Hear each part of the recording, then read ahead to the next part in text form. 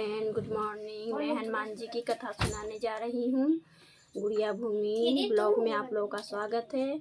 कथा मेरी कैसा लगा कमेंट में जरूर से जरूर बताइएगा। हमारा देश भारत धर्मपरायण व्रत एवं पर्वों का देश है। हमारे यहाँ मास वार संक्रांति तिथि आदि सभी के व्रत एवं पूजन की विधि है। प्रत्येक व्रत का अपना महत्व और अपना फल है। व्रत न केवल अपने आराध्य देवी देवता को प्रसन्न करने वाले सुख शांति धन पति पुत्र प्राप्ति और महाकष्ट असाध्य रोगों के समूल दमन अपने पूर्व पापों कर्मों के फलस्वरूप मिलने वाले दुख के निवारण हेतु प्रायश्चित के रूप में भी किए जाते हैं। वास्तव में यह व्रत संसार सागर में मानव की जीवन रूपी नौका को पार लगाने वाला मोह माया के बंधन से मुक्त भगवान के ध्यान में लगा मोक्ष की प्राप्ति में सहायक है।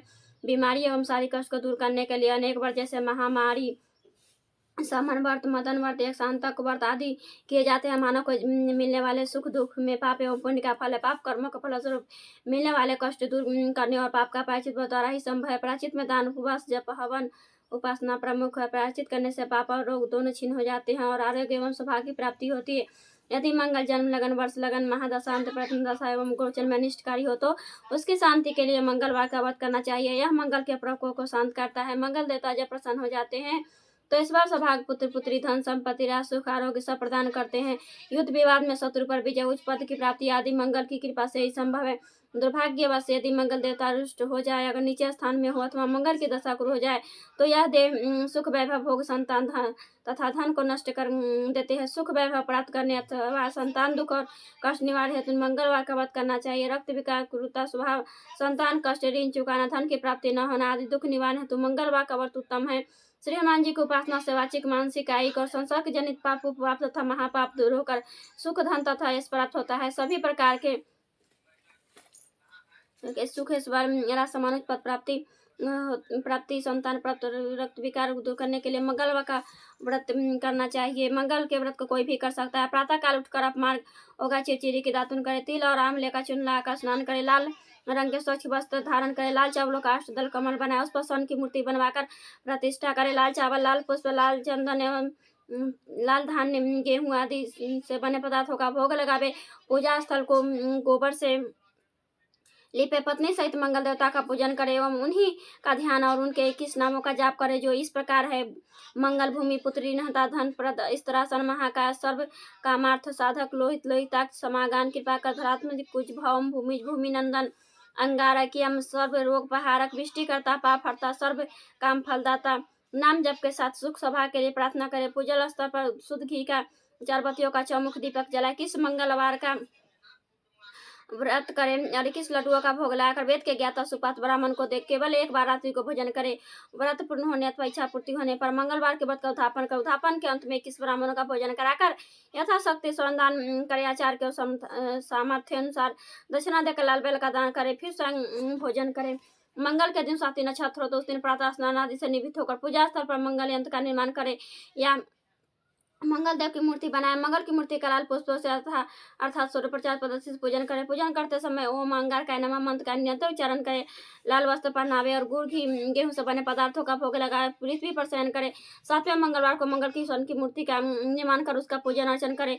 उसे 2 लाल वस्त्रों से आच्छादित करे। अष्टगंध धूप पुष्प लाल चंदन सादा चावल दीप आदि से पूजा करे। सफेद कसार का भोग लगावे। तिल चीनी घी का साकाल्य बनाकर ओम कुंजाय नमः स्वाहा मंत्र से हवन करे। इसके बाद ब्राह्मण को भोजन कराकर मंगल की मूर्ति ब्राह्मण को दक्षिणा में दे तो मंगल ग्रह जनित सभी अनिष्टों की समाप्त होकर व्रत के प्रभाव से सुख शांति या सौरेश्वर की प्राप्ति होती है। मंगलवार की पूजा करके व्रत की कथा सुने आरती कर प्रसाद बांटे तत्पश्चात भोजन करे। मंगल की पूजा व्रत करने मंगल की कथा सुने आरती करने और प्रसाद भक्तों में बांटने से सब प्रकार की विपत्ति नष्ट होकर सुख मिलता है। व्रत पूजन करने वाला जीवन पर पुत्र और धन संपत्ति आदि से युक्त होकर अंत में विष्णु लोक का जाता है। वह सभी ऋणों से उत्तीर्ण होकर धन लक्ष्मी को प्राप्त करता है। स्त्री तथा कन्याओं के लिए यह व्रत विशेष रूप से लाभप्रद है।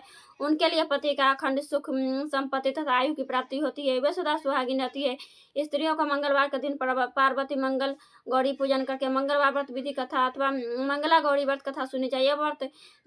यह कथा सब कल्याण को देने वाला है। व्यास जी ने कहा एक बार नैमिषारण्य तीर्थ में 88,000 मुनि एकत्र होकर सूत जी से पूछने लगे हे महामुनि आपने हमें अनेक पुराणों की कथाएं सुनाई अब कृपा करके हमें ऐसा व्रत और उसकी कथा बताए जिसके करने से संतान की प्राप्ति हो तथा मनुष्य के रोग शोक अग्नि सर्प दुख आदि का भय दूर हो। कलयुग में सभी जीवों की आयु बहुत कम है। इस पर यदि उन्हें रोग चिंता के कष्ट लगे रहेंगे तो फिर हुए श्री हरि के चरणों में अपना ध्यान कैसे लगा सकेंगे। श्री सूर्य ने कहा, हे मुनियो, आपने लोक कल्याण के लिए बहुत ही उत्तम बात पूछी है। एक बार युधिष्ठिर ने भगवान श्री कृष्ण से लोक कल्याण के लिए यही प्रश्न किया था। भगवान श्री कृष्ण और युधिष्ठिर का संवाद मैं आपके सामने कहता हूँ, ध्यान देकर सुने। एक समय हस्तिनापुर की राजसभा में योगी राज श्री कृष्ण बैठे हुए थे। तब युधिष्ठिर ने भगवान श्री कृष्ण से प्रश्न किया, हे प्रभु नंदन नंदन गोविंद, आपने मुझे अन्य कथा सुनाई है, आज कृपा कर कोई ऐसा व्रत या कथा सुनाए जिसके करने से मनुष्य रोग चिंता तथा भय से मुक्त हो तथा उसे पुत्र की प्राप्ति हो। हे प्रभु, बिना पुत्र मनुष्य का जीवन व्यर्थ है, वह नरगामी होता है। पुत्र के बिना मनुष्य पितृऋण से छुटकारा नहीं पा सकता और न ही वह पुण्यनाम नरक से उद्धार पा सकता है। अतः पुत्र दायक व्रत बतलाया। भगवान श्री कृष्ण ने कहा, हे राजन, मैं एक प्राचीन इतिहास सुनाता हूँ, आप उसे ध्यान पूर्वक सुने। कुंडलपुर नामक एक नगर में नंदा नामक एक महाबुद्धिमान ब्राह्मण रहता था। उसका गुजारा जैसे तैसे चल जाता, परंतु वह बहुत दुखी रहता था क्योंकि उसके कोई संतान नहीं थी।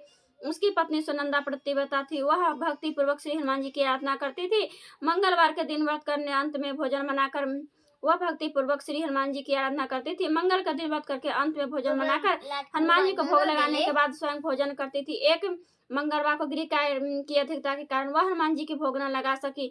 इस पर उसे दुख हुआ। उसने स्वयं भी भोजन नहीं किया। प्रण किया कि अब मैं अगले मंगलवार को हनुमान जी का भोग लगाकर ही अंजल ग्रहण करूंगी।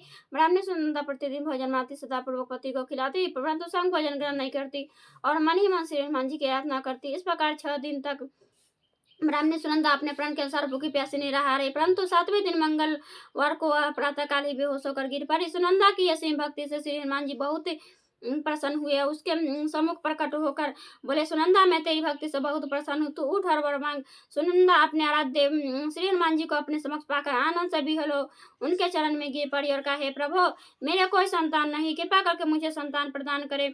श्री हनुमान जी ने कहा, तेरी इच्छा पूर्ण होगी, तेरे यहाँ एक कन्या उत्पन्न होगी, उसे के अष्टांग प्रतिदिन सोना दिया करेंगे। इस प्रकार वर देकर श्री हनुमान जी अंतर्ध्यान हो गए। ब्राह्मणी सुनंदा बहुत हर्षित हुई। उसने यह समाचार अपने पति से जाकर कहा। ब्राह्मण देव कन्या का वरदान सुनकर कुछ दुखी हुई, परंतु सोना मिलने की बात सुनी तो बहुत प्रसन्न हुए। विचार किया कि ऐसे कन्या के साथ मेरी निर्धनता भी समाप्त हो जाएगी। श्री हनुमान जी की कृपा से वह ब्राह्मणी गर्भवती हुई और 10वें महीने में उसने एक सुंदर कन्या को जन्म दिया। यह कन्या अपने पिता के घर में ठीक उसी तरह बढ़ने लगी जिस प्रकार शुक्ल पक्ष का चंद्रमा बढ़ता है। दूसरे दिन ब्राह्मण ने उस बालिका का नामकरण संस्कार कराया। उसके कुल पुरोहित ने उस बालिका का नाम रतबाला रखा। इस कन्या ने पूर्वजन्म से विधि विधान से मंगल देव की व्रत किया था। रतबाला का अष्टांग प्रतिदिन बहुत सा सोना देता था। उस सोने से नंदा ब्राह्मण बहुत धनवान हो गया। ब्राह्मणी सुनंदा भी बहुत अभिमानी हो गई। समय बीतने के साथ रतबाला 10 वर्ष की हो चुकी थी। एक दिन सुनंदा ने नंदा ब्राह्मण से कहा, हमारी पुत्री रतबाला विवाह योग हो गई है, अतः कोई सुंदर तथा योग वर देकर उसके विवाह कर दे। यह सुनकर नंदा ब्राह्मण बोला, अभी तो रतबाला बहुत छोटी है। तब ब्राह्मण बोली, सत्य की आज्ञा है कि कन्या 8वें वर्ष में गौड़ी, 9वें वर्ष में रोहिणी, 10वें वर्ष में कन्या, इस पश्चात 16 हो जाती है। गौड़ी के दान से पाताल लोक, रोहिणी के दान से वैकुंठ लोक और कन्या के दान से इंद्र लोक में सुखों की प्राप्ति होती है। पतिदेव, अगर आज 16 का दान किया जाता है तो घोर नरक की प्राप्ति होती है। इस पर नंदा ने कहा, अभी तो रतबाला 10 वर्ष की ही है, मैंने तो 16-16 साल की कन्याओं के विवाह कराए हैं, अभी जल्दी क्या है। ब्राह्मणी सुनंदा ने कहा, आपको लोग अधिक हो गया है। अगर 11वें वर्ष में कन्या का विवाह नहीं होता तो उसके मासिक धर्म के रक्त का पिता और बड़े भ्राता को पान करना पड़ता है। शास्त्रों में कहा गया है कि यदि माता पिता और बड़ा भाई 16 कन्या को देखते हैं तो वे नरक के गामी होते हैं। नंदा ब्राह्मण ने कहा, ठीक है, मैं कल योगवर की तलाश में अपना दूध भेज दूंगा। दूसरे दिन ब्राह्मण ने दूध को बुलाया और कहा, मेरी कन्या जैसे सुंदर है वैसा ही सुंदर वर उसके लिए तलाश करो। दूध स्वामी की आज्ञा पाकर वर खोजने के लिए चल पड़ा। अनेक नगर घूमने के बाद उसने पंपई नगर में एक सुंदर ब्राह्मण युवक को देखा। यह बालक, जिसका नाम सोमेश्वर था, बहुत गुणवान था। दूत ने इस सुंदर व गुणवान ब्राह्मण पुत्र के बारे में अपने स्वामी को पूर्ण विवरण दिया। ब्राह्मण नंदा को भी सोमेश्वर अच्छा लगा और फिर एक शुभ मुहूर्त में विधिपूर्वक सोमेश्वर की कन्या का दान करके ब्राह्मणी संतुष्ट हो गए। परंतु ब्राह्मण नंदा के मन में तो लोभ समाया हुआ था। उसने रतबाला का कन्यादान तो कर दिया था, परंतु वह बहुत खीन था। उसके विचार किया कि रतबाला जब ससुराल चली जाएगी, इससे जो सोना मुझे मिलता है वह आगे नहीं मिलेगा। मेरे पास जो धन था कुछ तो इसके विवाह में खर्च हो गया और जो शेष बचा है वह कुछ दिन के पश्चात समाप्त हो जाएगा। मैंने इसका विवाह करके बड़ी भूल की। उसने विचार किया कि अब कोई ऐसा उपाय करूं कि रतबाला मेरे घर में ही बनी रहे। लोभ रूपी राक्षस ब्राह्मण नंदा के मस्तिष्क पर छाता जा रहा था। रात भर से पर बेचैनी से करवटें बदलते बदलते उसने एक निर्णय लिया। उसने विचार किया, जब रतबाला का पति सोमेश्वर से अपने घर वापस ले जा रहा होगा तो वह मार्ग में उसका वध करवा देगा। और अपनी पुत्री को अपने घर वापस ले आएगा, जिससे नियमित रूप से उसे सोना भी मिलता रहेगा और समाज का कोई मनुष्य उसे दोष भी नहीं दे सकेगा। प्रातःकाल हुआ, नंदा ब्राह्मण और उसकी पत्नी सुनंदा ने अपने जमाता तथा पुत्री को बहुत सारा धन देकर विदा किया। सोमेश्वर अपनी पत्नी रतबाला को लेकर अपने नगर की तरफ चल दिया। ब्राह्मण नंदा महालोभ के वशीभूत हो पाप पुण्य का विचार भी भूल चुका था।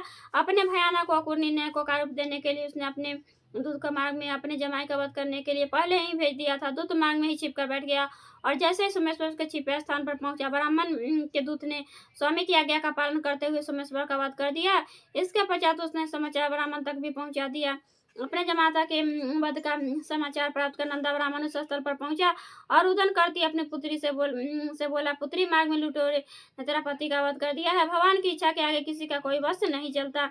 अब तो घर चल, वहां रहकर ही शेष जीवन व्यतीत करना। जो भाग्य में लिखा है वही होता है।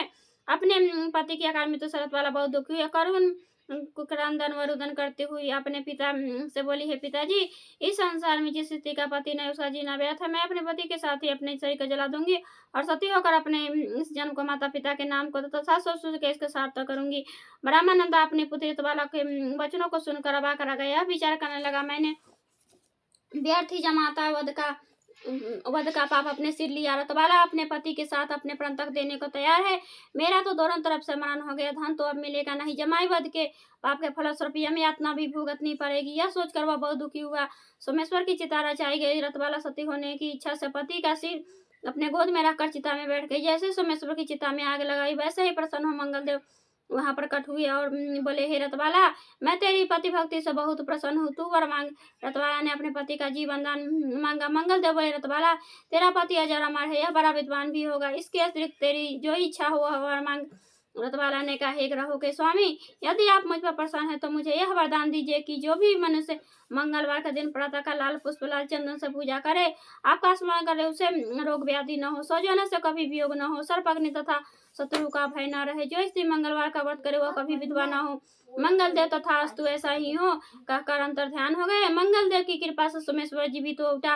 रतबाला अपने पति को पुनः प्राप्त कर बहुत प्रसन्न हुई। सोमेश्वर अपनी पत्नी को लेकर अपने नगर को चला गया। इसके बाद से दोनों पति पत्नी मंगल देव का व्रत प्रत्येक मंगलवार को करने लगे और मंगल देव की कृपा से इस लोक को सुख ईश्वर भोग कर अंत में स्वर्ग लोक हो गए।